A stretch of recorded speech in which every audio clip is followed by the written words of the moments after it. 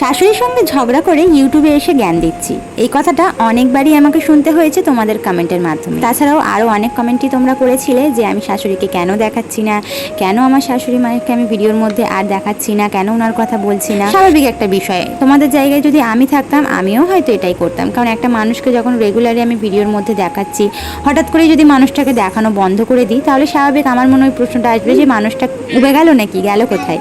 তো তোমরাও কিন্তু কমেন্ট করেছো, অনেকেই ভালো ভালো কমেন্ট করেছিলে যে তোমার শাশুড়িকে কি হয়েছে না হয়েছে চিন্তা করেছো। আবার অনেকে অনেক খারাপ খারাপ কমেন্টও করেছো যে শাশুড়ির সঙ্গে ঝগড়া করে আমি নাকি ইউটিউবে এসে জ্ঞান দিচ্ছি, শাশুড়ির সঙ্গে ঝগড়া করে আমি আলাদা হয়ে গিয়েছি, যে কারণেই আর শাশুড়িকে দেখাচ্ছি না। তো আসল ব্যাপারটা হচ্ছে আমরা হচ্ছে দুই জা, অর্থাৎ আমার শাশুড়ির দুই ছেলে, একটা হচ্ছে বড় আর আমার হাজবেন্ড হচ্ছে ছোট ছেলে। তো আমাদের দুই ছেলে মানে দুই জায়ের কাছেই আমার শাশুড়ি খান, মানে আমার শাশুড়ি হচ্ছে গিয়ে দুই ছেলের কাছেই খান, আমাদের কাছেও খান এবং বড় ছেলের কাছেও খান।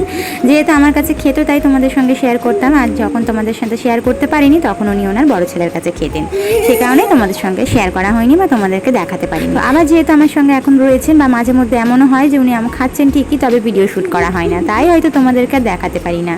তবে এটা বুঝতে পারিনি যে না দেখানোর কারণে তোমরা এরকম ধরনের কমেন্ট করতে পারো, তাই চেষ্টা করবে এবার থেকে রেগুলারলি আমার শাশুড়ি মাকে তোমাদের সাথে শেয়ার করতে বা ওনার ভিডিও তোমাদের সামনে তুলে ধরতে। তো এই যে সন্ধ্যাবেলা একটুখানি পেঁয়াজি করে নিলাম চা খাওয়ার জন্য। তো সন্ধ্যাবেলা পেঁয়াজি গরম গরম খেতে কিন্তু বেশ ভালোই লাগে। মা যেহেতু আজকে বাড়িতেই ছিল, সন্ধ্যাবেলা স্বভাবতই কোনো কোনো দিন মা বাড়িতে থাকে, সেই জন্য আজকে বাড়িতে ছিল, তাই গরম গরম পেঁয়াজি করে মুড়ি দিয়ে খেয়ে নিলাম। তারপরে এই যে একটুখানি চা করে নিলাম, চা বিস্কিট দিয়ে আজকে সন্ধ্যের নাস্তা এভাবেই সেরে নিলাম।